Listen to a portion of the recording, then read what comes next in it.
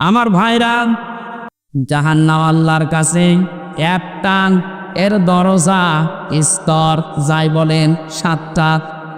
লিকুল্লি বাবিম মিনহুম জুজুম মাকসুম, প্রত্যেকের জন্য আলাদা আলাদা দরজা আছে। দুনিয়াতে যে যেই ধরনের অপরাধ করবে আল্লাহ পাক তাকে ওই দরজা দিয়ে ওই জাহান্নামে প্রবেশ করাবে। বলেন নাউজুবিল্লাহ। তাহলে আয়াত থেকে আমাদের শিক্ষা এই, আমরা এখন কোন ধরনের আমলে কোন ধরনের গুনার কাছে আছি, যার কারণে আল্লাহ এমন দরজা বানিয়েছে যে আমি ও দরজার উপযুক্ত হয়ে গেলাম কিনা। এই জন্য আজকের এই তাফসীর মাহফিলে আমাদের আশা, আল্লাহ রাব্বুল আলামিন যে জাহান্নাম বানিয়েছেন এটা বিশেষ। এ পদটা পড়া কোরআনে কারিমে নামটা 59 বার আল্লাহ ব্যবহার করেছেন। পড়া কোরআনে কারিমে আমি ধারাবাহিকভাবে দেখেছি জাহান্নামের স্তরগুলো আল্লাহ সাজিয়েছেন 7টায়। প্রথম স্তরের নাম দিয়েছেন তিনি লাযা।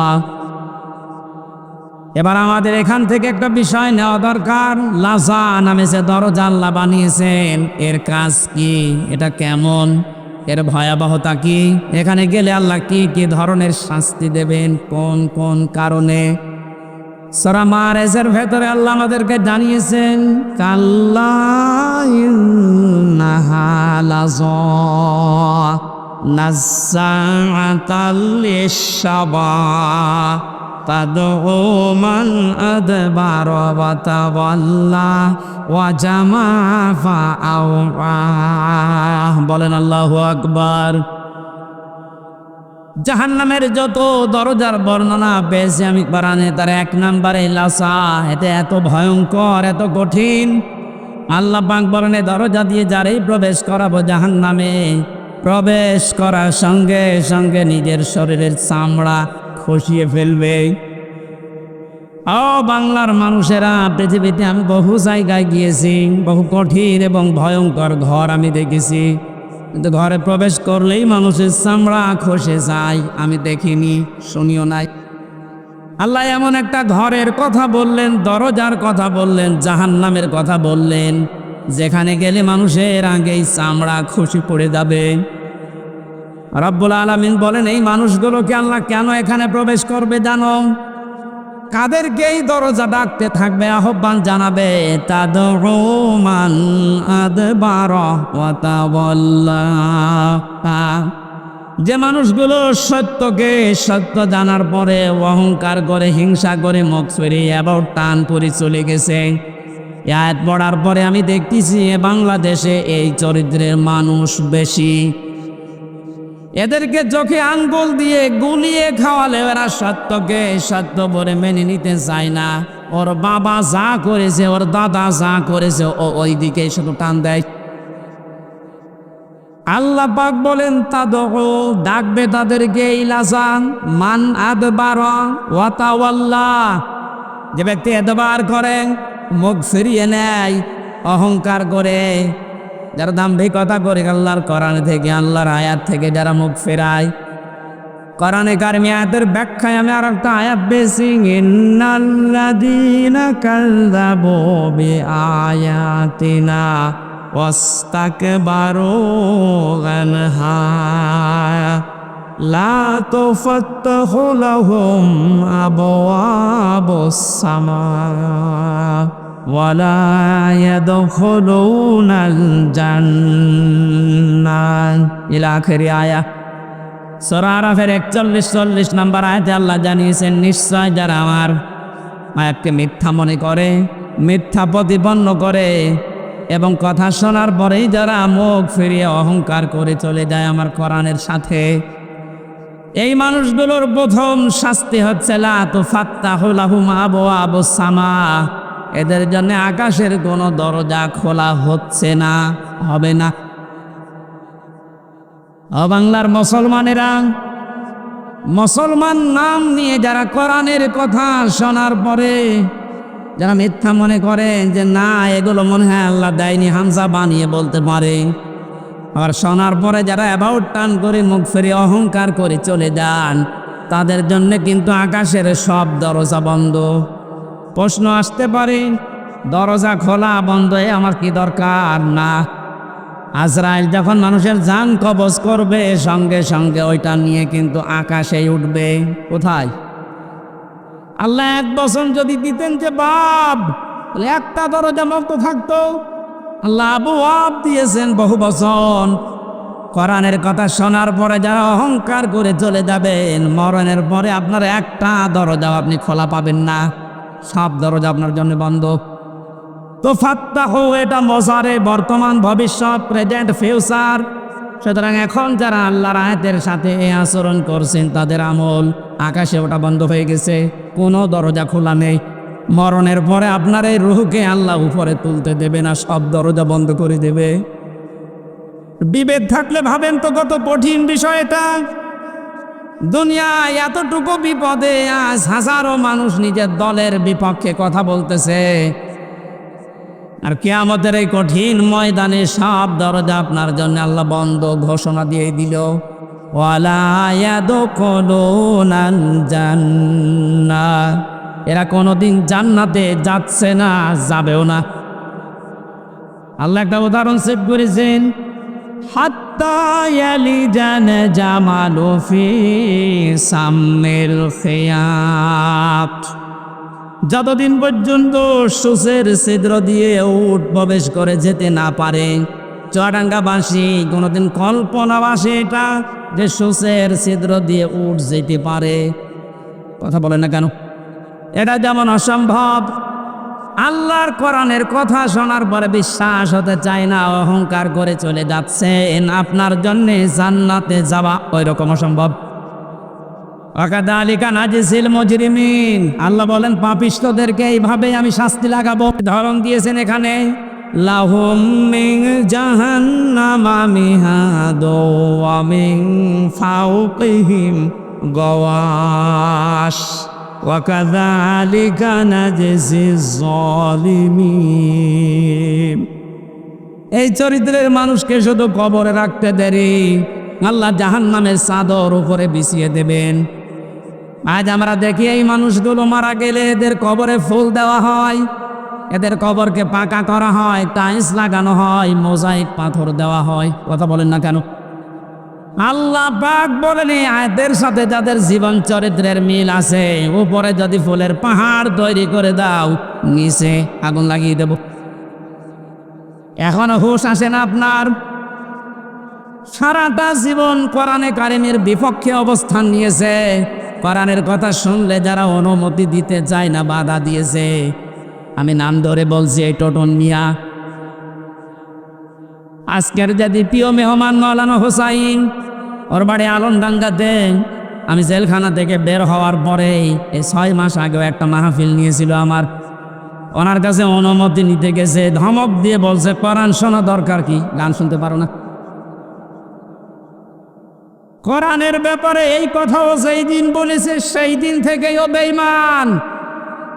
ও যদি মারা যায় ওর জানাজা জায়েজ নেই, ওরে কবরে দেওয়া জায়েজ নেই, ওরে পুড়িয়ে ফেলা লাগবে।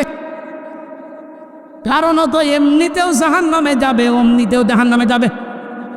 এটা আমি বানালাম।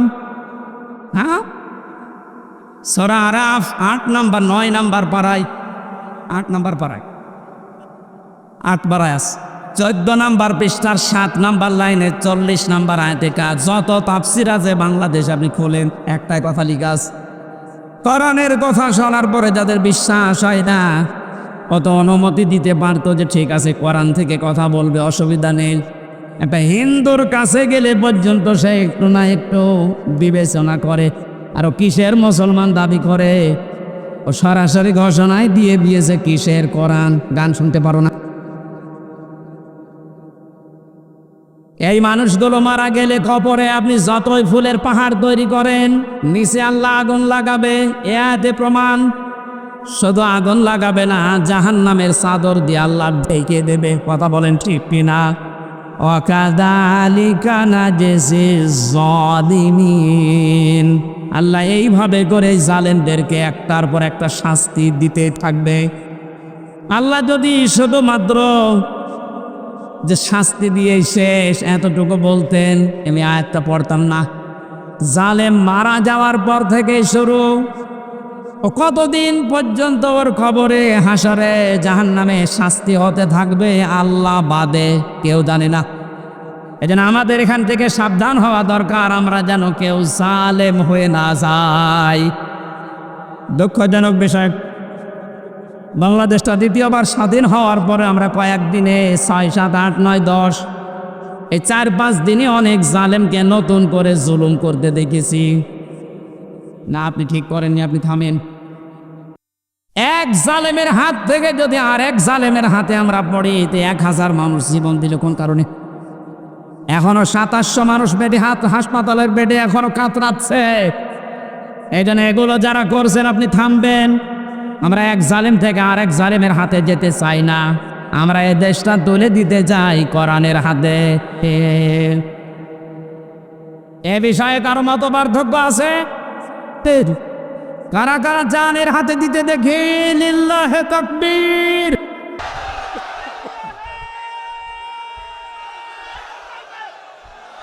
নারায়ে তাকবীর।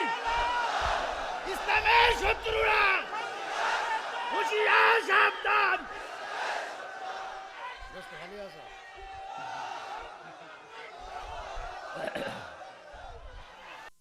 চুয়াডাঙ্গাবাসী, এই জন্য যে মানুষগুলো আপনি মুখ ফিরিয়ে চলে যাবেন, আপনার জন্য লাজা খোলা আছে। কি খোলা আছে বলেন তো? যারা আলেম আছে, তাফসীর বোঝে যে কত বড় কঠিন জায়গা। লাজার বর্ণনা দিতে গিয়ে আল্লাহ নিজে আশ্চর্য হয়ে গেছেন, এত কঠিন জায়গা। এই যে নাজ্জাআতাল লিশ-শাবা, হাড়ের সাথে যে চামড়া লেগে থাকে, আগে চামড়া তুলবে, এরপরে হাড় থেকে আর একটা হাড় তুলবে, এর নাম শাবা। এটা ফি জিলালিল কোরআনে আছে। এত বড় ভয়ঙ্কর শাস্তি আর কোনো জাহান্নামের ভেতরে আছে বলে আমি তাফসিরে পাইনি। অথচ এইটার জন্য 1 নম্বরে যারা কোরআনের কথা শোনার পরে মুখ ফিরিয়ে চলে যায়। 2 নম্বরে ও জামাআ ফাআওয়া, যারা সম্পদ জমা করে আর সংরক্ষণ করার জন্য চেষ্টা চালায়। এই 15 বছর আমরা এইটাই দেখেছি। জায়েজ না জায়েজ নেই, প্রত্যেকটা বিভাগের অবস্থা এই ছিল। বিচার ব্যবস্থার দিকে তাকান, কোর্টের ইট পর্যন্ত টাকা চাই। আপনি চুয়াডাঙ্গা কোর্টে যাবেন, যারা আছে ওরা তো টাকা চাই, কোর্টের ইটও বলে 10 টাকা দিয়ে যান।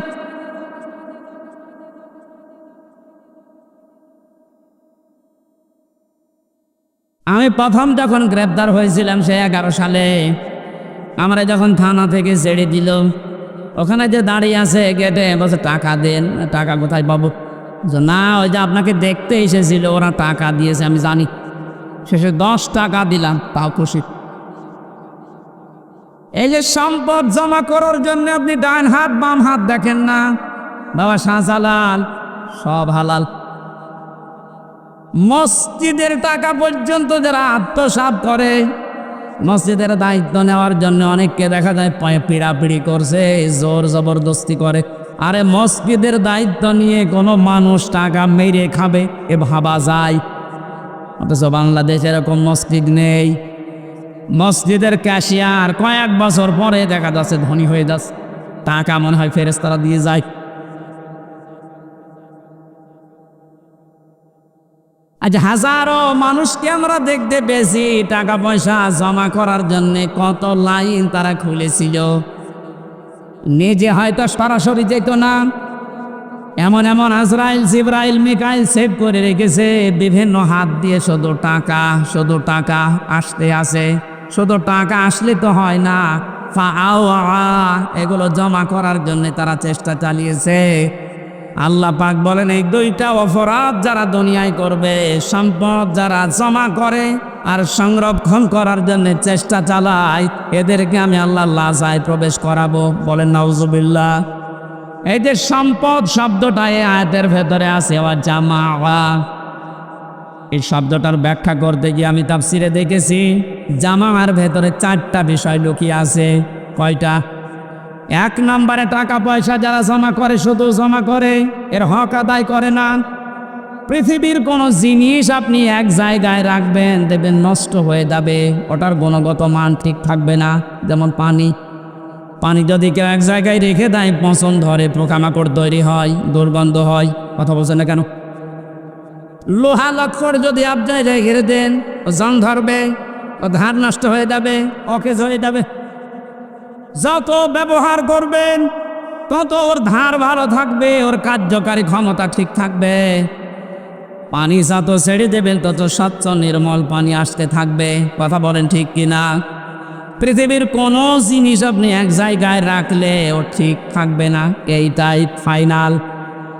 এই যে যারা এলেম শিখেছে, আলেমরা যদি এলেম বন্টন না করে শুধু জমা করে রাখো, জানা এলেম ভুলে যাবে। যত বর্ণনা করবে, যত জানাবে, না জানা এলেম আল্লাহ তারে দান করবে।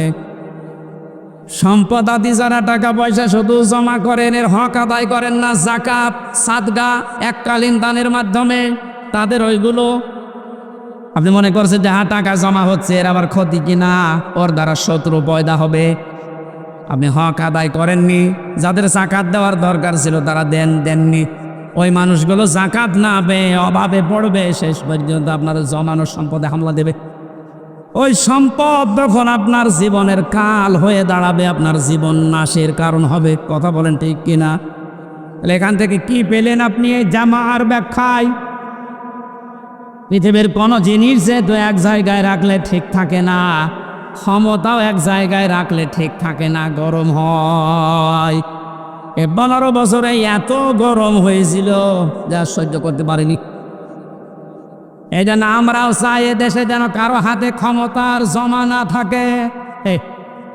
এক কথা বলছে, কারো হাতে যেন জমা না থাকে, ওটা ছেড়ে দেন, চলতে থাকবে। এক জায়গায় হলেই যার কাছে যাবে ও আবার গরম হবে। ও গরম হলে এখন যে সালেম বিদায় নিয়েছে এর চাইতেও মারাত্মক হবে।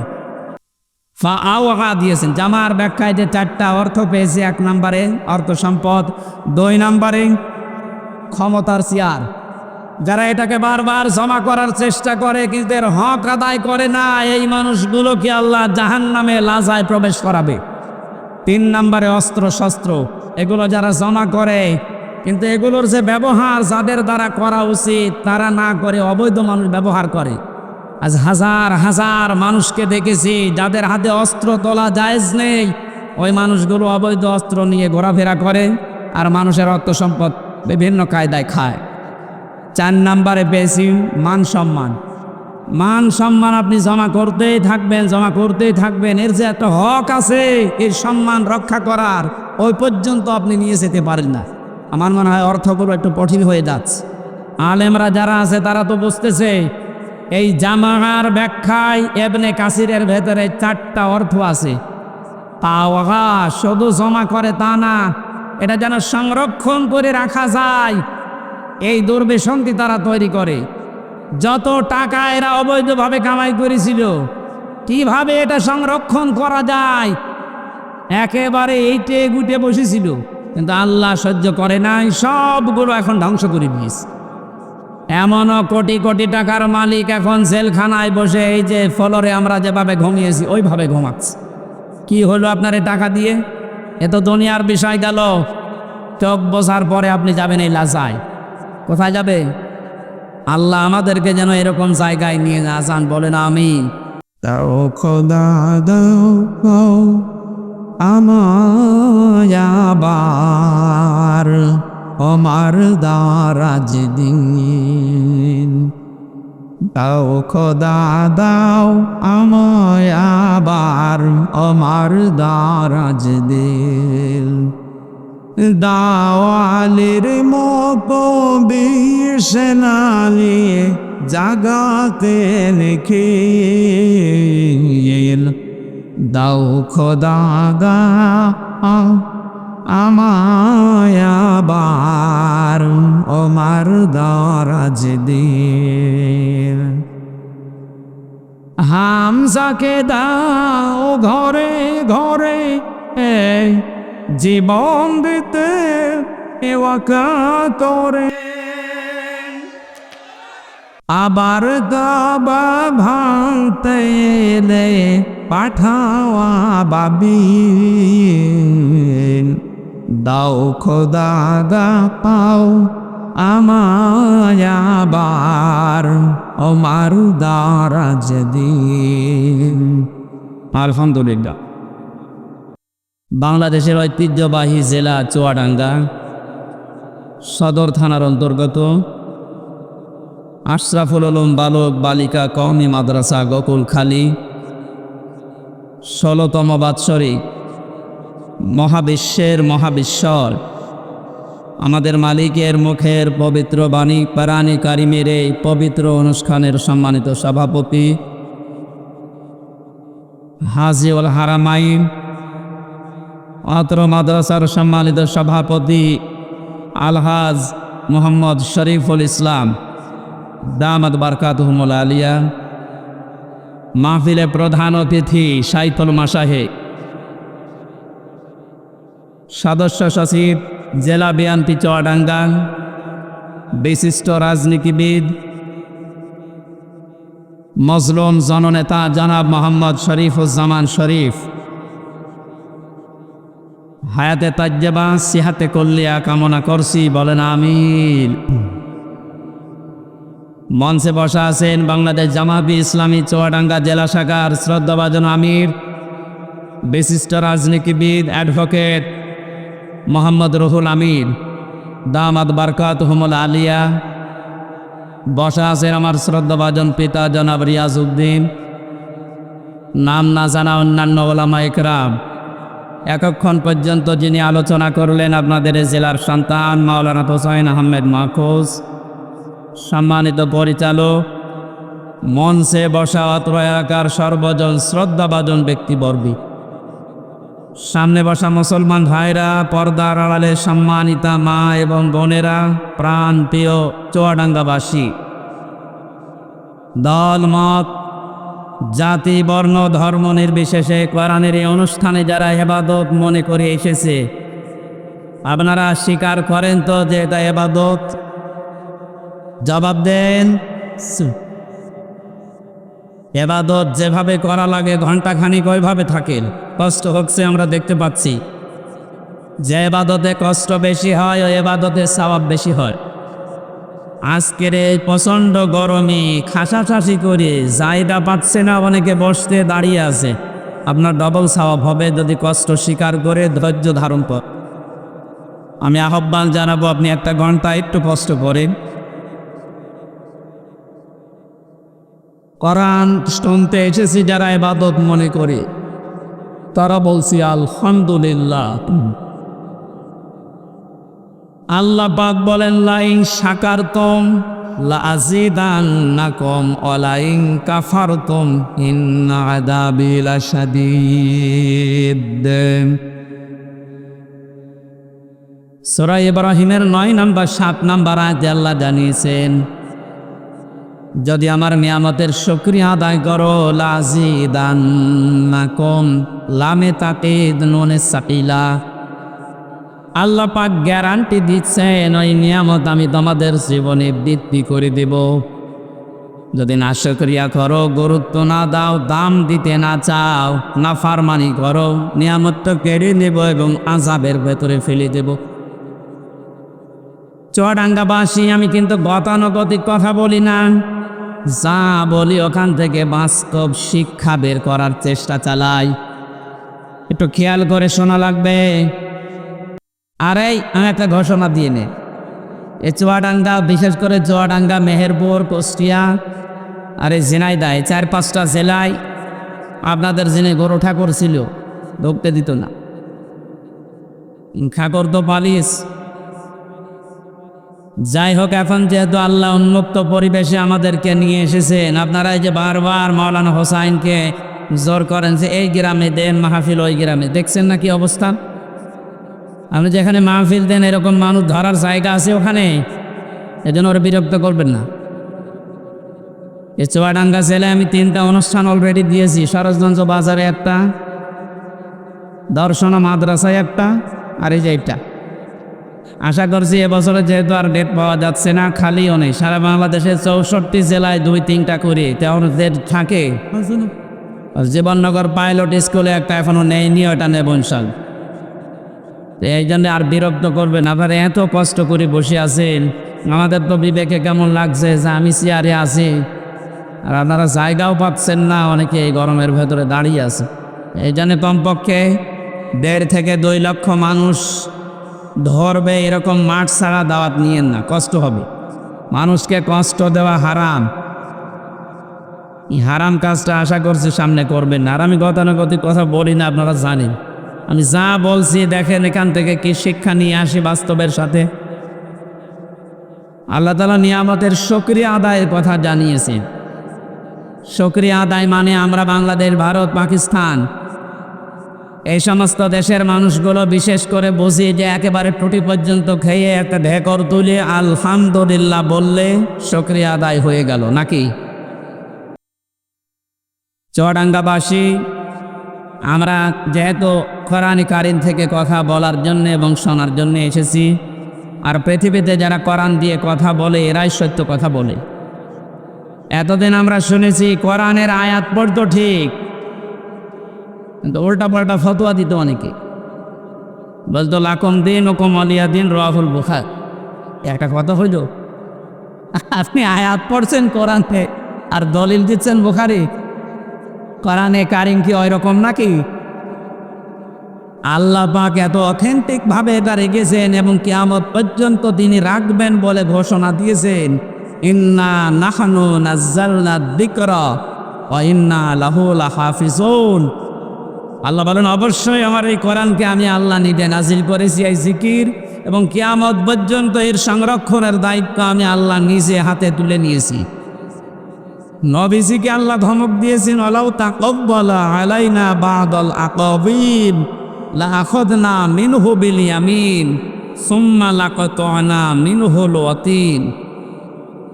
আমার এই কোরআনের ভেতরে যদি নবী পর্যন্ত কোনো কথা বানিয়ে নিজের নামে চালিয়ে দিত যে এইটাও আল্লাহ জানিয়েছে, কি করতাম জানেন?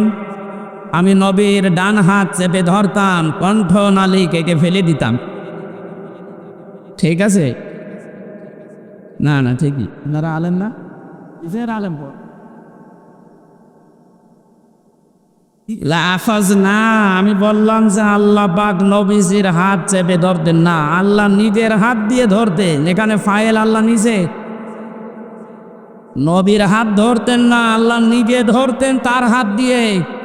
মিনহু বিল ইয়ামিন, বাম হাতের কথা দিলেন না কেন? ডান হাতের কথা দিলেন কেন? আল্লাহর বাম হাতে শক্তি কম নাকি?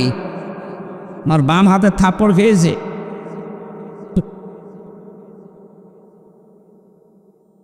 এখানে আল্লাহ যে বিষয়টা দিয়ে বোঝে ভালো, আমরা সেই বিষয়ের উদাহরণ কোরআনে সেট করা, ওই সমস্ত বিষয়গুলো বোঝাতে। আমরা যেহেতু ডান হাতের শক্তি বেশি এইটাই সচরাচর জানি নাকি? আল্লাহ মিনহু বিশিমাল না দিয়ে মিনহু বিল ইয়ামিন দিয়েছেন, এবং নবীর হাত ধরতাম বলেননি, আমি নিজের হাত দিয়ে নবীকে ধরতাম, তার মানে শক্ত করি। দেখেছেন কত কঠিন কথা দিলেন যে আমি নিজে আমার কুদরতের হাত, যেটা পাওয়ার, এই শক্তিশালী হাত দিয়ে নবীকে চেপে ধরতাম। যে বিষয় দিয়ে কথা বলে আমার কোরআনের ভেতরে যদি বানিয়ে কথা বলতো যে এটাও আল্লাহ জানিয়েছে, ওনার জহব্বা কেটে ফেলে দিতাম। যে নবীকে জীবনে কোনোদিন নাম ধরে ডাকলেন না, অসম্মান হবে, তার সম্মান নষ্ট হবে। এই কারণেই নাম যেখানেই ধরেছেন রেসালাতের ঘোষণা দিয়েছে, মুহাম্মাদুর রাসূলুল্লাহ। এইরকম পাওয়ারফুল সম্মানিত মানুষকে যদি বলে আপনার জহব্বা কেটে ফেলতাম, তাহলে যারা লাকুম দীনুকুম ওয়ালিয়া দীন বলে রাহুল বুখারী চালিয়ে দিচ্ছে, এদের কি কেটে ফেলা দরকার বলেন তো? আপনি কি কথা বোঝেন না আন্দাজে হাসতেছে? এজন্য অথেন্টিক কিতাব এটা পৃথিবীতে। এই গুরুত্বপূর্ণ বিষয় আজকে শোনার জন্য যারা এসেছি, বিশ্বনবী জানিয়েছেন মান ক্বালা বিহি সাদাকা, যারা কোরআন দিয়ে কথা বলবে তোমাদের সামনে, তারাই সত্য কথা বলবে, কিন্তু কথাগুলো কোরআন থেকে হওয়া লাগবে। কথা বুঝতেছেন? অমান হাকামা বিহি আদালা, যারা কোরআন দিয়ে বিচার ফায়সালা করবে, এরা ন্যায় বিচার কায়েম করতে পারবে।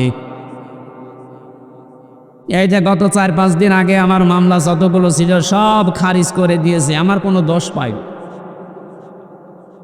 আমি সহ মুফতি হারুন ইসহাক, মাহমুদুল হাসান ভাই এবং ওসামা ভাই সহ যারা আমরা ছিলাম মামলায়, সবগুলো আদালত দেখে বলছে কি দেখে বিচার করব, কোনো মাল নেই। যা, আমি মনে হয় বলতে গেলাম আদালত প্রাঙ্গণে দাঁড়িয়ে যে স্যার মাননীয় আদালত, এই মামলাটা আপনার কাছে আজ 3 বছর ছিল, আপনি 3টি বছরে কতবার এই মামলা পেয়েছেন, দিতে পারেননি। আজকে যে একেবারে বললেন কোনো মাল নেই, তো এতদিন কি মাল ছিল? অনেক বলতো হবে হতো আমার হাত বাঁধা ছিল। কে ছিল? আজকে যখন হাত ওনার খুলেছে, শুধু এই বিচারপতির না, সারা বাংলাদেশের হাত আমরা এভাবে খুলে দিতে চাই।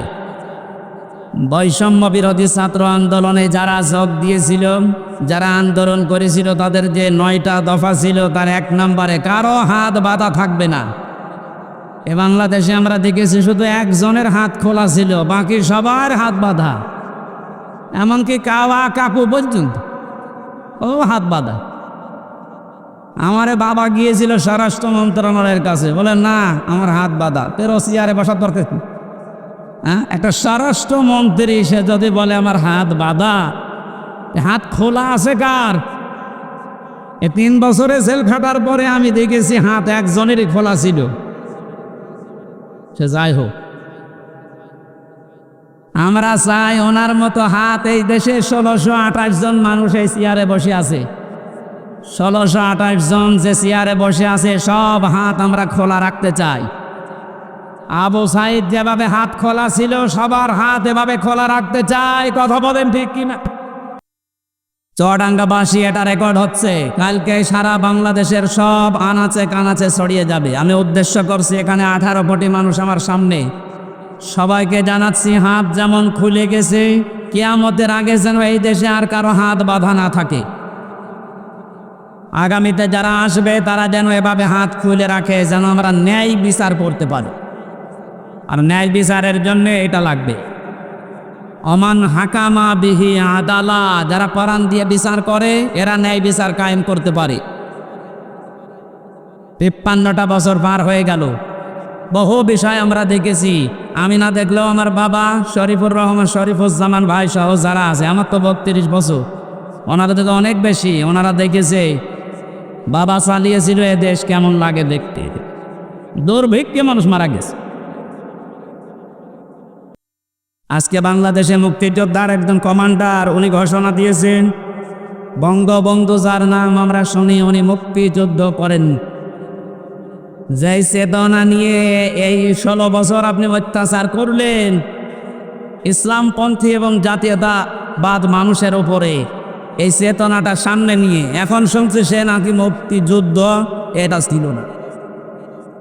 এটা যে এখন ওনার বক্তব্যটা আমি এখনো সত্যতা প্রমাণ পাইনি। যদি সত্য হয় এতদিন, তাহলে মিথ্যাচার করে জাতিকে আপনি যা করলেন কি জবাব দেবেন বলেন তো? জাতি তো এখন সব জেনে ফেলেছে, কথা বলেন না কেন? আমাদের এখানে একটা সতর্কের বিষয় আসতেছে। আমি 1 মিনিটের ভেতরে একটা উদাহরণ সেট করেছি, দেখেন বাস্তবের সাথে মিলিয়ে। একটা হোস্টেলে 100 জন ছাত্র থাকে, ওরা সকালবেলার মেনু খিচুড়ি ভাত, কি খিচুড়ি দেওয়া হয়। 20 জন চাচ্ছে যে খিচুড়ি থাক, আর 80 জন বলছে না আমরা খিচুড়ি চাই না। কেউ বলছে আমরা কলা পাউরুটি চাই, কেউ রোল চাই, কেউ চিড়া মুড়ি চাই, এই সমস্ত বিভিন্ন আইটেম দিয়েছে। হলের যিনি সোফার আছে উনি বলছে এভাবে তো হবে না, আমি ভোট দিলাম, দায়িত্ব দিয়ে দিলাম যে যেইটা বেশি যাবে, যদি সংখ্যায় ওইটা বেশি হয় তাহলে আমি ওইটা পাশ করে দেব। এখন 20 জন তো খিচুড়ি আছে, তারা তো আর নড়ন চড়ন নেই, আগে যা চালিয়ে আসছে 20 জন ওইটাই আছে, বাকি এখনো আছে 80 জন। ভোট দেওয়ার পরে দেখা গেল রোল যারা চায় তারা 18 জন, কলা পাউরুটি যারা চায় তারা 15 জন, যারা চিড়া মুড়ি চায় ওরা 12 জন। এভাবে সিস্টেম করতে করতে শেষ পর্যন্ত পাশ হয়ে গেল ওই খিচুড়ি। কথা বুঝতেছেন? জালেম এবং জালেমদের দোসর এই বাংলাদেশে খুব বেশি হলো 20 জন। আমরা যারা দেশে শান্তি আসলে চাই তারা কিন্তু 80 জন। এখন যে সময় এসেছে ছোটখাটো কোনো বিষয় নিয়ে এসেছেই হোক, ওই 20 জন বাদ দিয়ে কেউ যেন মত পার্থক্য না করে। এখন যা করবেন 15 জন হবেন, 18 জন হবেন, 12 জন হবেন, ওই 20 কিন্তু আগে যা ছিল আবার চলে আসবে। আপনি কি মনে করছেন বসে আছে? ডক্টর ইউনূস এই জন্য ঘোষণা দিয়েছে ওখানে বসে কথা বলবেন না, চুপ করে থাকে। মামলা তো 100টা, কিসের 100? 1000-এর উপরে মামলা হওয়া দরকার। আমি কিছু না করে যদি আমার বাবাকে বলেছিল 50টা মামলা দেব, তাহলে ওরা কাজ করে তো 1000-এর উপরে মামলা খাওয়া দরকার না? এই জন্য আমাদের এই উদাহরণ থেকে শিক্ষা হচ্ছে, আমরা এখন ছোটখাটো কোনো বিষয় নিয়ে মনোমালিন্য মত পার্থক্য করলে কিন্তু এ জালেমরা উৎপত্তি আছে। ওরা এখনো সব জায়গা থেকে পাল্টায়নি। সংস্কার যখন আরম্ভ হয়েছে, যারা দায়িত্বে আছেন, প্রধান উপদেষ্টা সহ যেই কয়জন মানুষ আছেন, খুব তাড়াতাড়ি ইমিডিয়েটলি এই মুহূর্তে 1628টা চেয়ার আমরা পরিবর্তন চাই। কারণ এখানে সব জালেমদের দোষ। এক কথা বলেন, একে চোপ্প মিয়া, এই চোপ্প থেকে শুরু করে যেই কয়টা ছিল জালেমদের দোসর, এই 1628টা চেয়ারের এই মুহূর্তে সকাল হতে হতে যেন শুনিতে পাল্টিয়ে গেছি। 1000-এর ওপরে মানুষ জীবন দিয়ে গেল এই কার জন্যে? কারণ এই বৈষম্যের কারণে হাজার হাজার মানুষ জুলুমের শিকার হয়ে মানবতার জীবনযাপন করেছে। অনেকে বলছে আমরা মাফ করে দিলাম, তাদের ব্যক্তিগত বিষয়, কিন্তু সামগ্রিকভাবে কোনো মানুষ যদি ভিকটিম, আমরা যারা, আমার 3টা বছর আপনি কোন কারণে আমাকে রাখলেন? আমি যেহেতু বেকসুর খালাস পেয়ে গেছি, আদালত প্রমাণ করেছে যে আমার কোনো দোষ নেই। কথা বলেন না কার? তাহলে একেবারে উপর থেকে শুরু করে যেই লোকটা আমার মামলার আয়ু, যারা এর সাথে জড়িত, আমার মামলার যদি বাদী হুজুর হইতো, ওরে যত টাকা লাগে আমি দিয়ে 2 দিন পরে বের হয়ে আসতাম। তো মামলার বাদী তো একেবারে সরাসরি হাসিনা। মাওলানা মামুনুল হক এবং আমির হামজা, এই 2টা নাম শুনলে বলতো ফাইল উল্টিয়ে রাখ, পরে কি করেছি আমরা? এত জেলের ভেতরে আপনি যদি রাখবেন তো স্বাভাবিকভাবে রাখে, ফাঁসির কন্ডেন্স ছেলে আমার রেখে দিয়েছে। আমরা 11 ঘন্টা টাঙিয়ে রেখেছিলাম। এগুলো বাড়িতে বলি নাই, আমার বাবা গ্রাম্য মানুষ কষ্ট পাবে, কাঁদবে, এই জন্যে কিচ্ছু জানি না যে বিষয়ে পেছনে হাত বেঁধে, তাও সে যে জিনিস দিয়ে বাঁধে যে ইনি তো ভুক্তভোগী, পেছনে ওনাদের সামনে বাঁধে, ওনারা তো বড় নেতা, আমাদের বেঁধে যেটা পেছনে, সেটা হাত কেটে যায়, পায়ে দেয় ডান্ডা বেড়ি, চোখ কালো কাপড় দিয়ে বেঁধে মাজায় দড়ি দিয়ে টাঙিয়ে রেখেছিল 11 ঘন্টা। মনে হচ্ছে গরু টাঙিয়ে রেখেছে। আপনি কোন কারণে এটা করলেন? এটা যদি 1 দিন, 2 দিন, 5 দিন, 10 দিন হয়তো রিমান্ডের ওই 10 দিন মেনে নিতা, মাটির নিচে নিয়ে গেলেন কোন কারণ? আয়না ঘর শুধু আপনারা নাম শোনেন, আমি তো নিজে পরীক্ষিত দেখেছি। এরপরও অনেকে সাফাই গায়ে যাও, কি করেছে যে ওর পালিয়ে যাওয়া লাগলো, কি করেছে আপনি কেন আসেন? আপনাকে দেখার আছে। যারা বলে যে কি করেছে, আমার মনে হয় তাদেরকে আয়না ঘরে 7 দিন রাখা দরকার। দেখ কি করেছে, কি করেছে এখনো টের পাও না। এই একটু শোনে, নবীজির হাদিস হচ্ছে, কেউ যদি জেনে শুনে জালেমকে সহযোগিতা করে, সাহায্য করে, সাপোর্ট দেয়, সে নবীর উম্মত থেকে বের হয়ে যায়। এখনো পর্যন্ত আয়না ঘর দেখার পরও যদি কেউ জালেমের সাপোর্ট দেয়, সাফাই গায়, ও নবীর উম্মত আছে? আবার বলছে ভিডিও দলে, আপা ঘাবড়াবেন না, আপনি ঘাবড়ালে আমরা নরম হয়ে যাই। কত বড় শয়তান! ওরে ধরে এত পিটানো পিটিয়েছে, এখন অনেকেই বলছে না আর কার আশায় থাকবো, যে ঘাবড়ানোর কথা সেই ঘাবড়িয়ে গেছে। আমার যতটুকু বাস্তবতা আমি দেখেছি, এদেশের 18 কোটি মানুষ যদি আপনাকে মাফ করে দেয়, ব্যারিস্টার আরমানের বউ আপনাকে মাফ করবে, আমার ওই ছোট মেয়েটাও আপনাকে মাফ করবে। 3টা বছর আমার থেকে 1 বছর রেখে গিয়েছিলাম, এখন 4 বছর। কেন এই কষ্ট দিলেন আপনি? যদি ব্যক্তিগতভাবে আপনার ওপর রাগ থাকতো আমি মাফ করে দিতাম। আপনি তো আল্লাহর টার্গেট। জালেম যারা, এরা টার্গেট হামজার শরীফে কার? চুয়াডাঙ্গাবাসী ভালো করে শোনেন, এই জেলায় যারা জালেম ছিল ওরা কিন্তু শরীফের টার্গেট না, ওরা রুহুল আমিনের টার্গেট না, ওরা সরাসরি টার্গেট আল্লাহর। শব্দটা শুনতে ছোট মনে হচ্ছে। সূরা শুরা 42 নম্বর আয়াত, 25 নম্বর পারার 6 নম্বর পৃষ্ঠা 13 নম্বর লাইনে আছে। এটা ইবনে কাসিরে পাবেন। আল্লাহ পাক বলেন ইন্নামাস সাবিলু আলাল্লাযীনা ইয়াযলিমুনান নাস ইলা আখিরি আয়াত। রাব্বুল আলামিন বলেন অবশ্যই আমি আল্লাহ মামলা দায়ের করব, কেস করব তাদের বিরুদ্ধে যারা মানুষ হয়ে মানুষের উপরে জুলুম করেছে। জুলুমের সীমা ছাড়িয়ে গেলে, দেওয়ালে যদি একেবারে বিট ঠেকে যায়, তখন মানুষ আর সহ্য করতে না পেরে কাজ করে। যেটার বাস্তবতা আমার কুষ্টিয়ায় হানিফের বাড়ি ভাঙা দেখি আমি দেখেছি। একটা মানুষের ওপরে কত বড় রাগ হলে বাড়ি পর্যন্ত খুলে নিয়ে চলে যাচ্ছে। আর একজনকে দেখলাম জেনাইদায় উলঙ্গ করে পিটিয়ে মেডি টাঙিয়ে রিটিস থাক। হিরো এদের শুধু মানুষের শত্রু ছিল না, আল্লাহর শত্রু ছিল। আমি বাস্তবে দেখেছি সিনাইদাতে যেখানেই কোরআনের অনুষ্ঠান হতো ও যে প্রশাসন দিয়ে বন্ধ করে দিত। আল্লাহ এমন শাস্তি দিয়েছে পৃথিবীর ইতিহাস হয়ে আছে হিরোন। এজন্য জালেমরা কিন্তু পৃথিবীর মানুষের মামলার আসামি না, এরা আল্লাহর মামলার আসামি। আপনি কি আল্লাহর মামলার আসামি যারা আল্লাহর অভিযোগে অভিযুক্ত যারা তাদের পক্ষ নিতে পারেন? বলেন পারেন? আপনার বিবেকটা কাজে লাগাবে। নিয়ামতের শুকরিয়া আদায়ের কথা বলছিলাম। কেউ যদি কোনো নিয়ামত পেয়ে শুকরিয়া আদায় করতে চায়, তিনটা মাধ্যম আছে। এক নম্বরে মুখে স্বীকার করা যে হ্যাঁ এটা নিয়ামত। ও চুয়াডাঙ্গাবাসী, নিজের বিবেককে প্রশ্ন করেন তো, আমরা মুখ দিয়ে স্বীকার করলাম যে এটা নিয়ামত কেন? বাস্তবে দেখেছি এই যে বিশাল অনুষ্ঠানটা কোরআনের কথা শোনানো হবে বলে ওরা সাজিয়েছে, এই অনুষ্ঠানটা আগস্টের 5 তারিখের আগে যদি কেউ করতে চাইতো 10 জায়গায় অনুমতি নেওয়া লাগতো। 6 তারিখ, 7 তারিখ, 8 তারিখে একটা ঘোষণা এসে গেছে ডক্টর মোহাম্মদ ইউনূসের পক্ষ থেকে।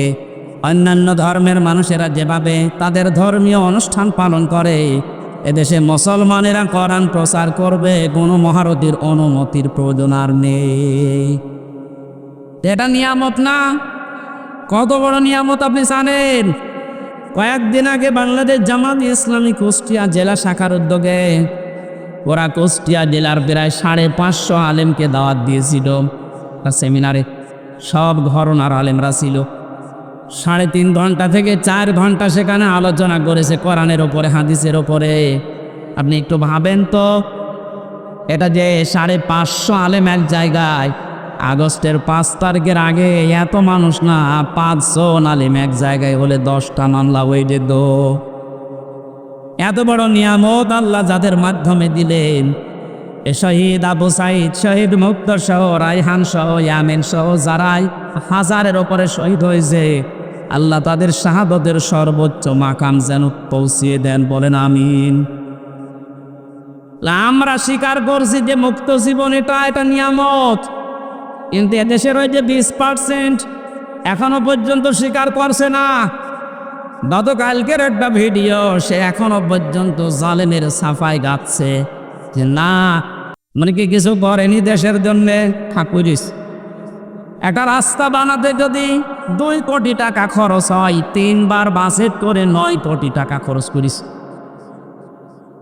2 কোটি খরচ করে 7 কোটি আল্লাহর রাস্তায় নিয়ে চলে গেছে। যে আল্লাহর রাস্তায় নিয়ে গেছে বললাম কেন? ওই দরবেশের কারণে। দরবেশ কত টাকা আত্মসাৎ করেছে দেখেছেন? 36,000 কোটি।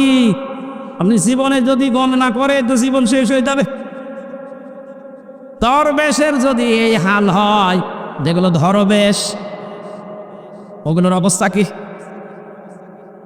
আমার মনে হয় পালিয়ে যারা গেছে এদের টাকা পয়সাগুলো ডক্টর ইউনূস ঘোষণা দিয়েছে এগুলো সব ফিরিয়ে আনা হবে। তাড়াতাড়ি করেন, সবগুলো ফিরিয়ে নিয়ে আসেন। শুধু ফিরিয়ে নিয়ে আসা না, যারা টাকা পয়সা আত্মসাৎ করেছে, বেগম পাড়া বানিয়েছে, এদের স্ত্রী সন্তান পুত্র যা আছে সব রাষ্ট্রের কাজে লাগান।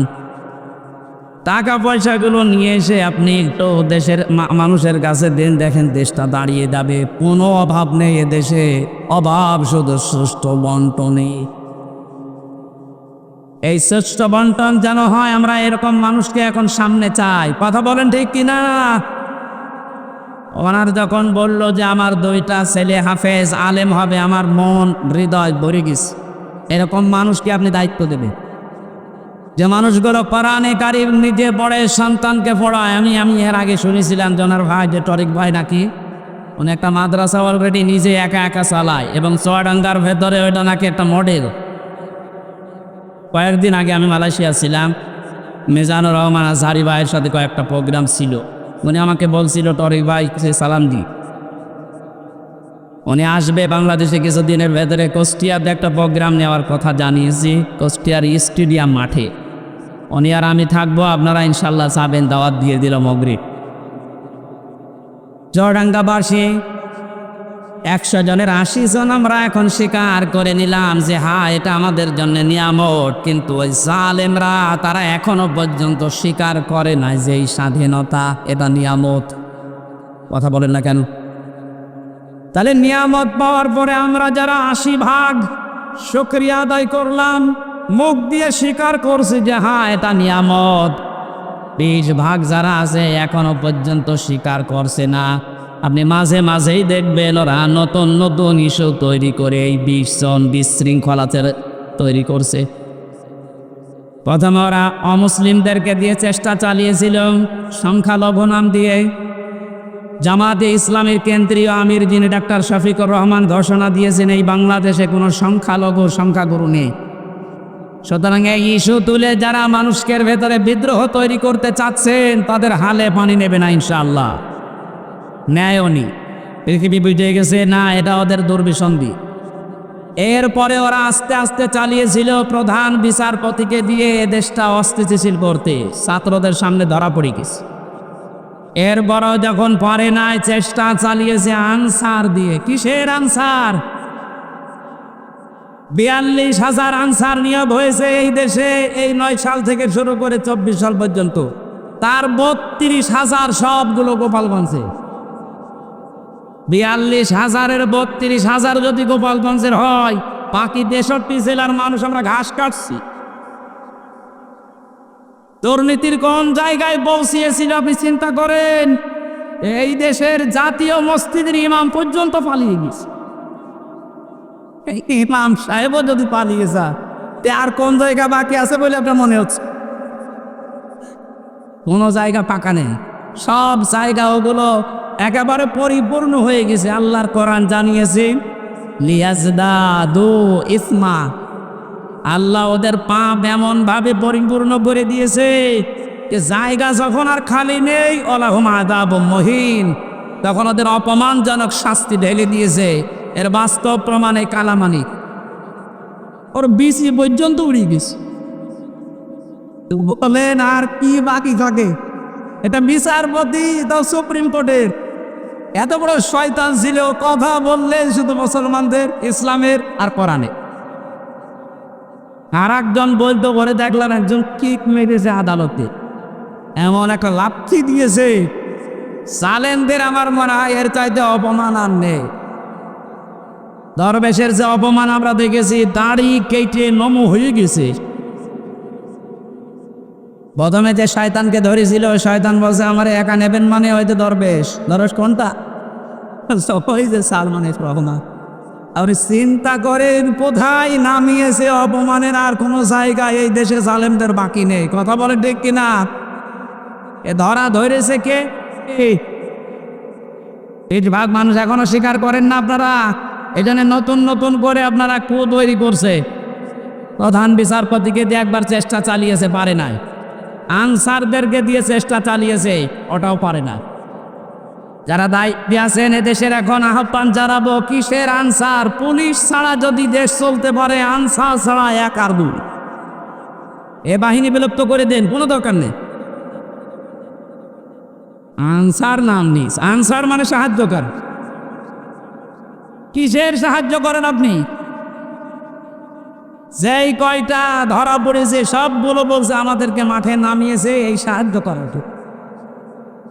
ওরা এরপরে ডাক্তার লাগিয়েছে, পারে না। এরপরে গার্মেন্টস কর্মীদেরকে লাগাচ্ছে সামনে, এটাও পারবে না। ওদের যা চরিত্র আমি মনে হয় দেখতে পাচ্ছি, গলান্দ ঘাটের এই মেয়েদেরকে ওরা নামাবে। আর কি বলবো বলে, এ চাইতে নিচু শব্দ ওরা জানা নেই, কারণ ওদের চরিত্রের দিকে তাকিয়ে বললাম এত নিচে নামতে পারে। জেলখানায় মানুষ এমনিতেই থাকে অসহায়। গিয়াসউদ্দিন মামুন এবং অপু ভাই আর আমি এক জায়গায় ছিলাম। আমাদের তিনজনকে টার্গেট নিয়েছিল যে সিসি ক্যামেরা লাগিয়ে দাও। ওই উপর থেকে শয়তান দেখতো, ওদের সাথে কেউ আমাদের সাথে কেউ কথা বললে তাড়াতাড়ি করে ওকে কল দিয়ে বলতো ওদেরকে তাড়াতাড়ি আলাদা কর। এমনিতেই আসি ফাঁসির কন্ডেম ছেলে, এরপরে 24 ঘন্টা তালা লাগা, এরপরে সামনে কারারক্ষী বসা, এরপরে যোগাযোগ বিচ্ছিন্ন, এরপরে যদি সিসি ক্যামেরা লাগিয়ে থাকে বলেন তো কেমন লাগে? সুতরাং আমাদের উচিত, আমরা যেহেতু নিয়ামতের শুকরিয়া আদায় করার জন্য আয়াতটা পড়লাম, আমরা স্বীকার করছি 80% মানুষ যে আমরা আসলে এখন একটা নিয়ামত পেয়েছি। 2 নম্বরে মনের ভেতরে একটা আলাদা শান্তি লাগবে, যেটা আমার লাগে, আপনাদের লাগছে না? 3 নাম্বারটা কি?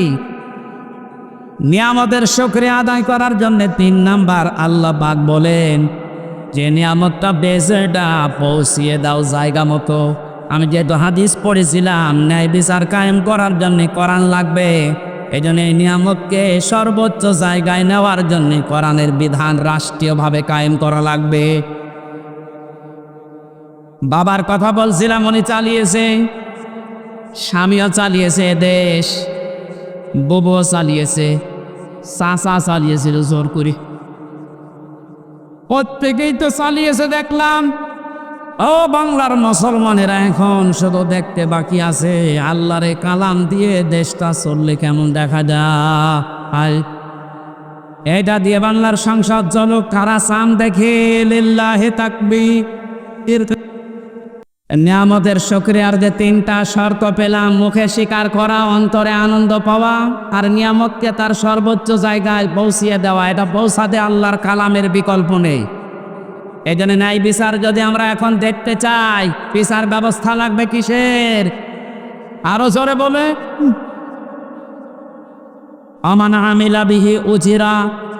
যারা গ্রামার বসে কোন মানুষ যদি আমল করে কোরআন কেন্দ্রিক, আল্লাহ পাক নিজে তাকে এই আমলের জন্য পুরস্কার হাতে করে দেবেন। আমান দাআ ইলাইহি হাদা। কোন মানুষ যদি কোরআনের দিকে ডাকে, আল্লাহ নিজে তাকে হেদায়েতের উপরে রাখে। ফাকাদ খুদিয়া ইলা সিরাতিম মুস্তাকিম। রব্বুল আলামিন বলেন, তুমি যদি কোরআনের ডাকে সাড়া দিতে পারো, সব কিছু ফেলে দিয়ে আল্লাহ তোমাকেও জান্নাতের পথ সিরাতে মুস্তাকিম নসিব করে দেবে। বলেন আমিন। দরুদ আর সালাম পাঠ করার মাধ্যমে আজকের তেলাওয়াতকৃত আয়াত সূরা হিজর 43-44 2টা আয়াত পড়েছি। আমি এক আয়াত বা হাফ আয়াত পড়ি তাফসীর মাহফিল, আজকে 2টা পড়েছি। একটু বেশি সময় কথা বলবো, থাকবেন তো নাকি? হ্যাঁ, আমরা কোরআন থেকে কথা শোনার জন্যে এবার প্রবেশ করছি। জবান খুলে সব বাদ দিয়ে পড়ে না। আউযু বিল্লাহি মিনাশ শাইতানির রাজিম। বিসমিল্লাহির রহমানির রহিম। ওয়াইন্না জাহান্নামা লামাউইদুহুম আজমাইন। লাহা সাবআতু আবওয়াব লিকুল্লি বাবিন মিনহুম জুজউন মাকসুম।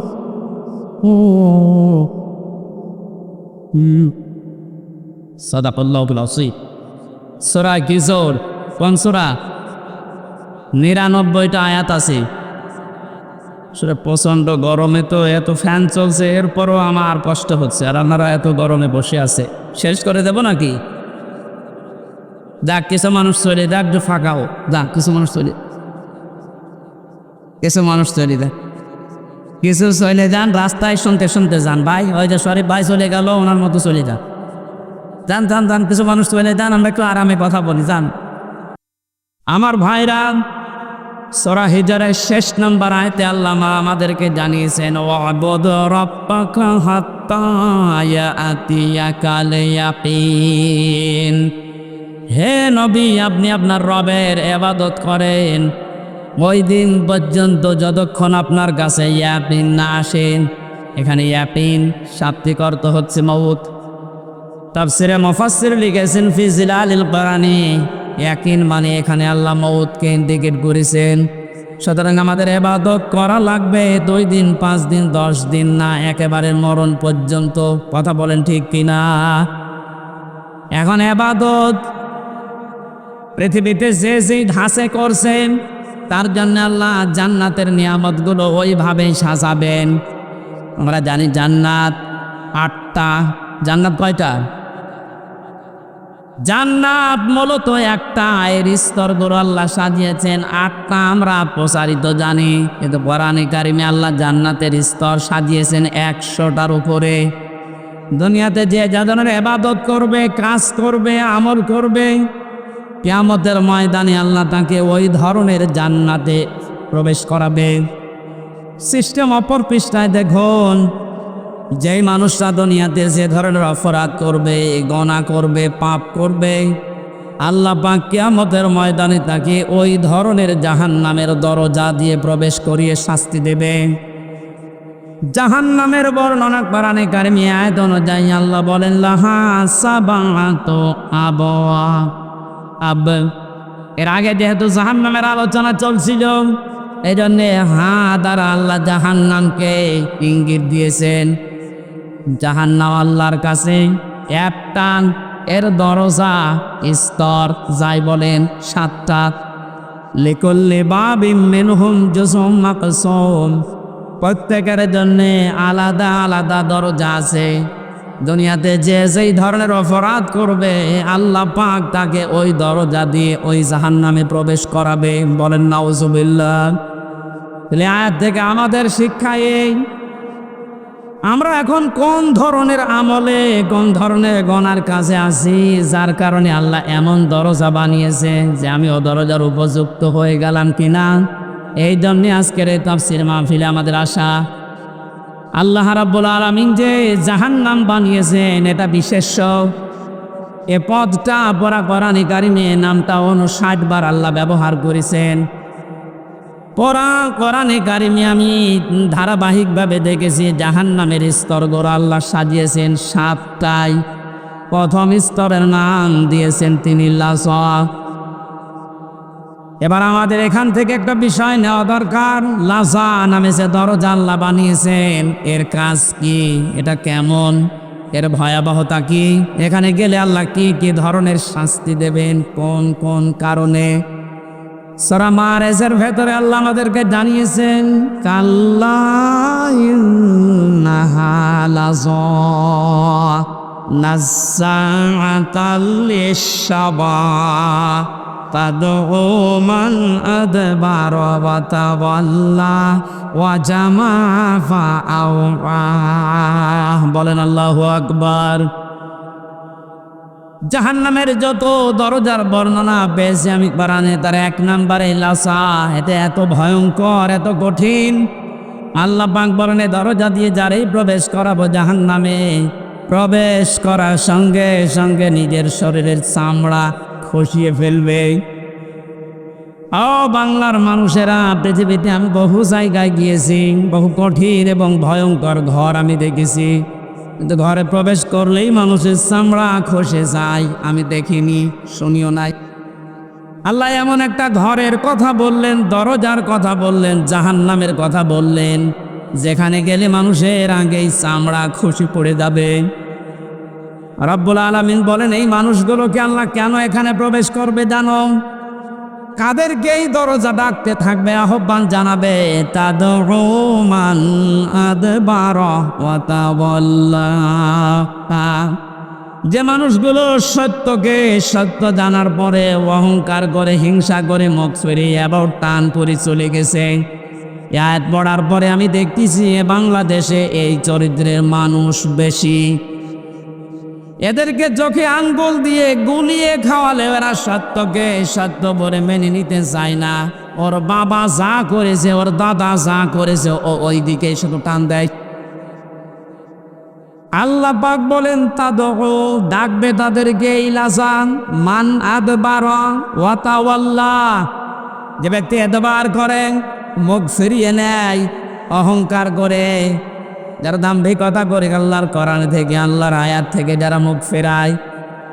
কোরআনে কারিমে আয়াতের ব্যাখ্যায় আমি আর একটা আয়াত পেয়েছি, ইন্নাল্লাযীনা কাযযাবু বিআয়াতিনা ওয়াস্তাকবারু আনহা লা তুফাত্তাহু লাহুম আবওয়াবুস সামা ওয়ালা ইয়াদখুলুনাল জান্নাহ ইলা আখিরি আয়া।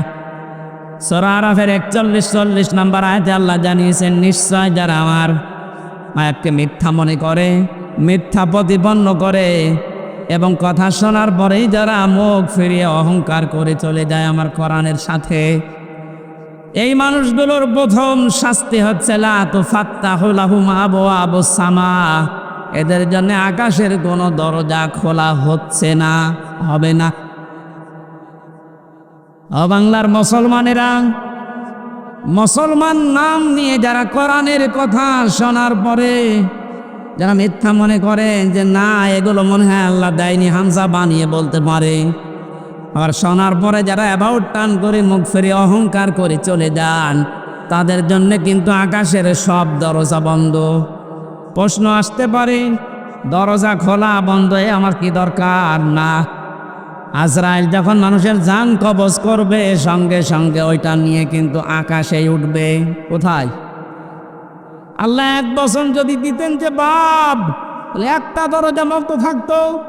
আল্লাহ আবওয়াব দিয়েছেন বহু বছর। কোরআনের কথা শোনার পরে যারা অহংকার করে চলে যাবেন, মরণের পরে আপনার একটা দরজাও আপনি খোলা পাবেন না, সব দরজা আপনার জন্য বন্ধ। তো ফাত্তাহু এটা মজারে, বর্তমান, ভবিষ্যৎ, প্রেজেন্ট, ফিউচার। সুতরাং এখন যারা আল্লাহর আয়াতের সাথে এই আচরণ করছেন তাদের আমল আকাশে ওটা বন্ধ হয়ে গেছে, কোনো দরজা খোলা নেই। মরণের পরে আপনার এই রুহকে আল্লাহ উপরে তুলতে দেবে না, সব দরজা বন্ধ করে দেবে। বিবেক থাকলে ভাবেন তো কত কঠিন বিষয় এটা।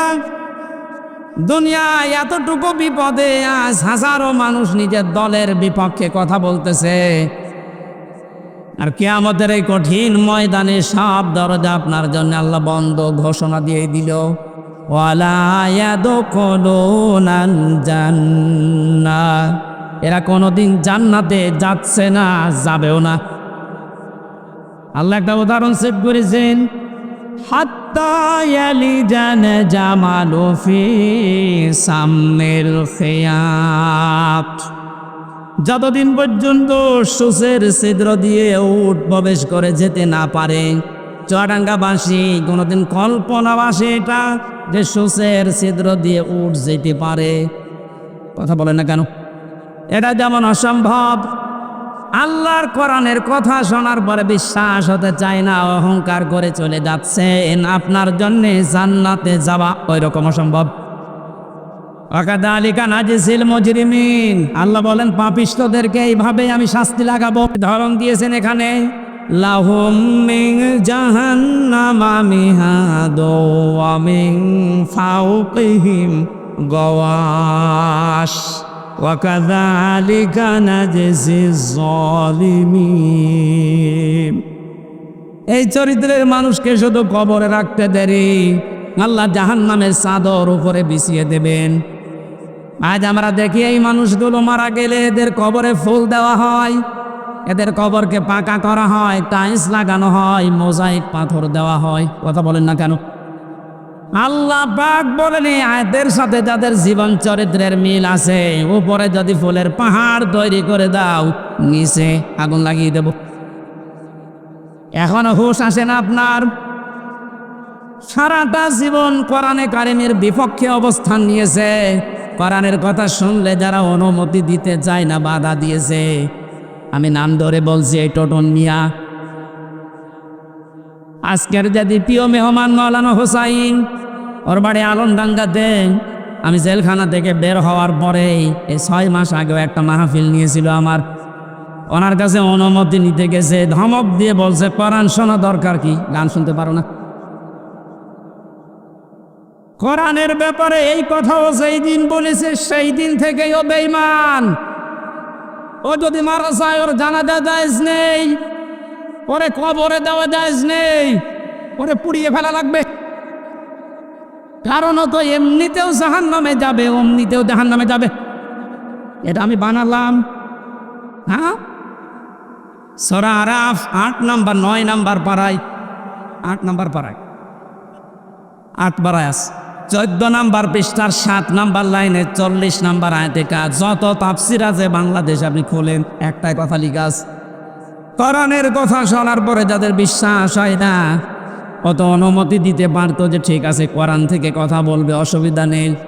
একটা হিন্দুর কাছে গেলে পর্যন্ত সে একটু না একটু বিবেচনা করে। আর ও কিসের মুসলমান দাবি করে? ও সরাসরি ঘোষণায় দিয়ে দিয়েছে কিসের কোরআন। গান শুনতে পারো না? এই মানুষগুলো মারা গেলে কবরে আপনি যতই ফুলের পাহাড় তৈরি করেন, নিচে আল্লাহ আগুন লাগাবে, এ আয়াতে প্রমাণ। শুধু আগুন লাগাবে না, জাহান্নামের চাদর দিয়ে আল্লাহ ঢেকে দেবে। কথা বলেন ঠিক কিনা? ওয়াকাযালিকা নাজজিজ যালিমিন। আল্লাহ এইভাবে করে জালেমদেরকে একটার পর একটা শাস্তি দিতে থাকবে। আল্লাহ যদি শুধুমাত্র যে শাস্তি দিয়ে শেষ এতটুকু বলতেন, আমি আয়াতটা পড়তাম না। জালেম মারা যাওয়ার পর থেকে শুরু, ও কতদিন পর্যন্ত ওর খবরে হাসরে জাহান্নামে শাস্তি হতে থাকবে আল্লাহ বাদে কেউ জানে না। এজন্য আমাদের এখান থেকে সাবধান হওয়া দরকার, আমরা যেন কেউ জালেম হয়ে না যাই। দুঃখজনক বিষয়, বাংলাদেশটা দ্বিতীয়বার স্বাধীন হওয়ার পরে আমরা কয়েকদিনে 6, 7, 8, 9, 10 এই 4-5 দিনে অনেক জালেমকে নতুন করে জুলুম করতে দেখেছি। না, আপনি ঠিক করেননি, আপনি থামেন। এক জালেমের হাত থেকে যদি আর এক জালেমের হাতে আমরা পড়ি, এতে 1000 মানুষ জীবন দিল কোন কারণে? এখনো 2700 মানুষ বেডে, হাসপাতালের বেডে এখনো কাতরাচ্ছে। এই জন্য এগুলো যারা করছেন আপনি থামবেন। আমরা এক জালেম থেকে আর এক জালেমের হাতে যেতে চাই না, আমরা এই দেশটা তুলে দিতে চাই কোরআনের হাতে। এ বিষয়ে কারো মত পার্থক্য আছে?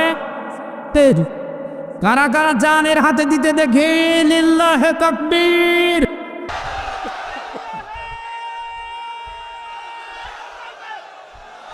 নারায়ে তাকবীর। ইসলামের শত্রুরা হুঁশিয়ার, সাবধান।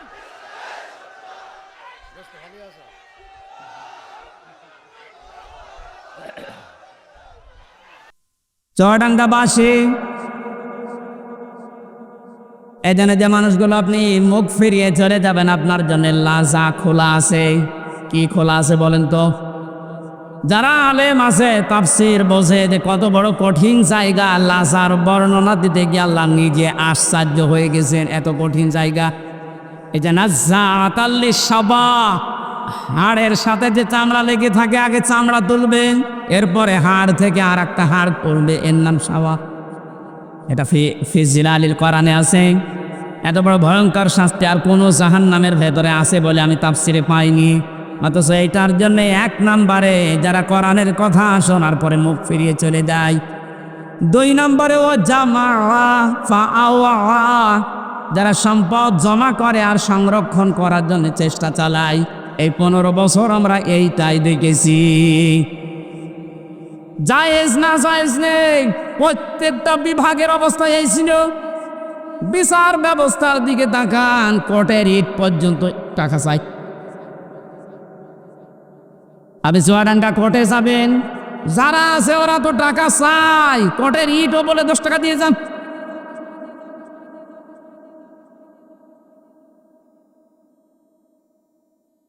আমি প্রথম যখন গ্রেপ্তার হয়েছিলাম সে 11 সালে, আমরা যখন থানা থেকে ছেড়ে দিল, ওখানে যে দাঁড়িয়ে আছে গেটে, বলছে টাকা দেন।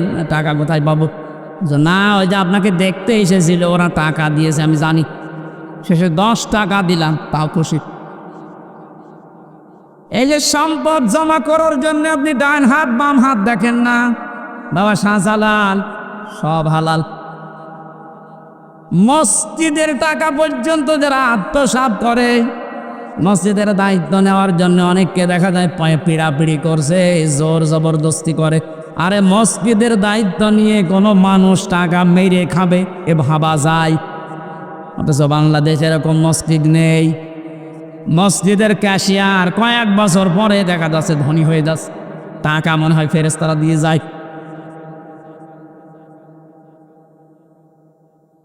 আজ হাজারো মানুষকে আমরা দেখতে পেয়েছি টাকা পয়সা জমা করার জন্য কত লাইন তারা খুলেছিল। নিজে হয়তো সরাসরি যেত না, এমন এমন আজরাইল জিবরাইল মিকাইল সেভ করে রেখেছে বিভিন্ন হাত দিয়ে। শুধু টাকা আসতে আসে, শুধু টাকা আসলে তো হয় না, এগুলো জমা করার জন্য তারা চেষ্টা চালিয়েছে। আল্লাহ পাক বলেন এই দুইটা অপরাধ যারা দুনিয়ায় করবে, সম্পদ যারা জমা করে আর সংরক্ষণ করার জন্য চেষ্টা চালায়, এদেরকে আমি আল্লাহ লাজায় প্রবেশ করাবো। বলেন নাউজুবিল্লাহ। এই যে সম্পদ শব্দটা এই আয়াতের ভেতরে আছে, জামা, এই শব্দটার ব্যাখ্যা করতে গিয়ে আমি তাফসিরে দেখেছি জামার ভেতরে 4টা বিষয় লুকিয়ে আছে। কয়টা? 1 নম্বরে টাকা পয়সা যারা জমা করে, শুধু জমা করে, এর হক আদায় করে না। পৃথিবীর কোনো জিনিস আপনি এক জায়গায় রাখবেন, দেখবেন নষ্ট হয়ে যাবে, ওটার গুণগত মান ঠিক থাকবে না। যেমন পানি যদি কেউ এক জায়গায় রেখে দেয়, পচন ধরে, পোকামাকড় তৈরি হয়, দুর্গন্ধ হয়। কথা বলছেন না কেন? লোহা লক্কর যদি আপনি রেখে দেন, ও জং ধরবে, ও ধার নষ্ট হয়ে যাবে, অকেজ হয়ে যাবে। যত ব্যবহার করবেন তত ওর ধার ভালো থাকবে, ওর কার্যকারী ক্ষমতা ঠিক থাকবে। পানি যত ছেড়ে দেবেন তত স্বচ্ছ নির্মল পানি আসতে থাকবে। কথা বলেন ঠিক কিনা? পৃথিবীর কোনো জিনিস আপনি এক জায়গায় রাখলে ও ঠিক থাকবে না, এইটাই ফাইনাল। এই যে যারা এলেম শিখেছে, আলেমরা যদি এলেম বন্টন না করে শুধু জমা করে রাখো, জানা এলেম ভুলে যাবে। যত বর্ণনা করবে, যত জানাবে, না জানা এলেম আল্লাহ তারে দান করবে। সম্পদ আদি যারা টাকা পয়সা শুধু জমা করেন, এর হক আদায় করেন না, যাকাত সাদগা এককালীন দানের মাধ্যমে, তাদের ওইগুলো আপনি মনে করছেন যে হ্যাঁ টাকা জমা হচ্ছে, এর আবার ক্ষতি কিনা, ওর দ্বারা শত্রু পয়দা হবে। আপনি হক আদায় করেননি, যাদের যাকাত দেওয়ার দরকার ছিল তারা দেননি। ওই মানুষগুলো যাকাত না পেয়ে অভাবে পড়বে, শেষ পর্যন্ত আপনার জমানো সম্পদে হামলা দেবে। ওই সম্পদ তখন আপনার জীবনের কাল হয়ে দাঁড়াবে, আপনার জীবন নাশের কারণ হবে। কথা বলেন ঠিক কিনা? এখান থেকে কি পেলেন আপনি এই জামার ব্যাখ্যায়? পৃথিবীর কোনো জিনিস যেহেতু এক জায়গায় রাখলে ঠিক থাকে না, ক্ষমতাও এক জায়গায় রাখলে ঠিক থাকে না, গরম হয়। 15 বছরে এত গরম হয়েছিল যা সহ্য করতে পারিনি। এই জন্য আমরাও চাই এ দেশে যেন কারো হাতে ক্ষমতার জমা না থাকে। এই কথা বলছে, কারো হাতে যেন জমা না থাকে, ওটা ছেড়ে দেন, চলতে থাকবে। এক জায়গায় হলেই যার কাছে যাবে ও আবার গরম হবে। ও গরম হলে এখন যে সালেম বিদায় নিয়েছে এর চাইতেও মারাত্মক হবে। দিয়েছেন জামার ব্যাখ্যায় যে 4টা অর্থ পেয়েছে। 1 নম্বরে অর্থ সম্পদ, 2 নম্বরে ক্ষমতার চেয়ার। যারা এটাকে বারবার জমা করার চেষ্টা করে কিন্তু এর হক আদায় করে না, এই মানুষগুলোকে আল্লাহ জাহান্নামে লাজায় প্রবেশ করাবে। 3 নম্বরে অস্ত্র শস্ত্র, এগুলো যারা জমা করে কিন্তু এগুলোর যে ব্যবহার যাদের দ্বারা করা উচিত তারা না করে অবৈধ মানুষ ব্যবহার করে। আজ হাজার হাজার মানুষকে দেখেছি যাদের হাতে অস্ত্র তোলা জায়েজ নেই, ওই মানুষগুলো অবৈধ অস্ত্র নিয়ে ঘোরাফেরা করে আর মানুষের অর্থ সম্পদ বিভিন্ন কায়দায় খায়।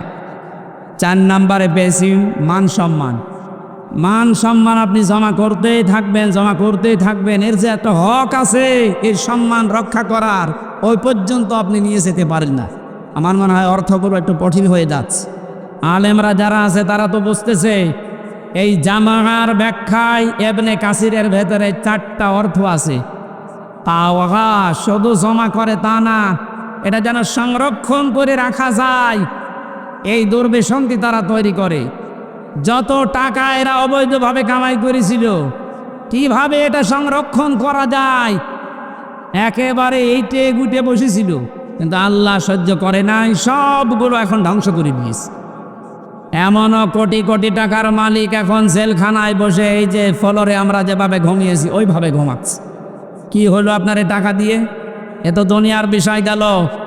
চোখ বসার পরে আপনি যাবেন এই লাজায়, কোথায় যাবে? আল্লাহ আমাদেরকে যেন এরকম জায়গায় নিয়ে যান, বলেন আমিন। তাহলে আমরা আজকে একটা দরজার বর্ণনা শুনলাম যে লাজা নামে যে দরজা আল্লাহ জাহান্নামে বানিয়েছেন। জাহান্নামে একটা, এর দরজা 7টা। তার প্রথম নাম্বার লাজা, এত কঠিন ভয়ঙ্কর, গেলে চামড়া খুশি যাবে, হাড় থেকে আলাদা হয়ে যাবে। 365 জায়গায় জোড়া দেওয়া আছে, সবগুলো এই দরজা দিয়ে ঢুকলে আল্লাহ খুশিয়ে ফেলবে। আল্লাহ এই কঠিন ভয়ঙ্কর শাস্তির মুখোমুখি আমাদেরকে যেন না করেন। যে শাস্তির কথা, যে আমলের কথা আমরা শুনলাম, যে সত্য শোনার পরে আমরা জানার অ্যাবাউট টান না করি। সম্পদ আদি যেগুলো আল্লাহ দেয় এগুলো আন্দাজে জমা করে সংরক্ষণ করার কোনো দরকার নেই। যা করব এটা যেন বৈধ পথে হয়। আল্লাহ আজটা আমাদের সবার জীবনে যেন সেট করে দেন, আমিন। এ প্রচণ্ড গরমে আমি আর পারছি না, আল্লাহুম্মা আমিন। লা ইলাহা ইল্লা আনতা সুবহানাকা ইন্নী কুনতু মিনাজ জালিমিন। রব্বুল আলামিন, এ প্রচণ্ড গরমে বসে থাকায় দায় আমার। এত বড় কঠিন গরমের ভেতরে তোমার বান্দাগুলো চাতক পাখির মতো শুয়ে আছে, বসে আছে, দাঁড়িয়ে আছে। যেখানে যে যে কষ্ট করেছে আল্লাহ, কষ্টের প্রতিদান তুমি নিজের হাতে দিও। কোরআনের জন্য যারা কষ্ট করে তাদের প্রতিদান তুমি নিজে দেবে ঘোষণা দিয়েছ। আজকের এই অনুষ্ঠানে যাই কয়টা কথা আমরা শুনেছি কোরআন থেকে আমাদের জীবনে সেট করে দাও। মাহফিলের আয়োজন করতে গিয়ে যারা শ্রম দিয়েছে আল্লাহ আমাদের শ্রমগুলো কবুল করো। এ মাদ্রাসার সম্মানিত মহাতামিম সহ যারা শিক্ষক শিক্ষিকা আছে, ছাত্র ছাত্রী আছে, ইখলাসের সাথে দায়িত্ব পালন করা এবং তাদের এলেম শিক্ষা করার তৌফিক দাও। বাইরের দেশ থেকে যারা টাকা পয়সা পাঠিয়ে মাহফিলের আঞ্জাম দিয়েছে আল্লাহ তাদের টাকা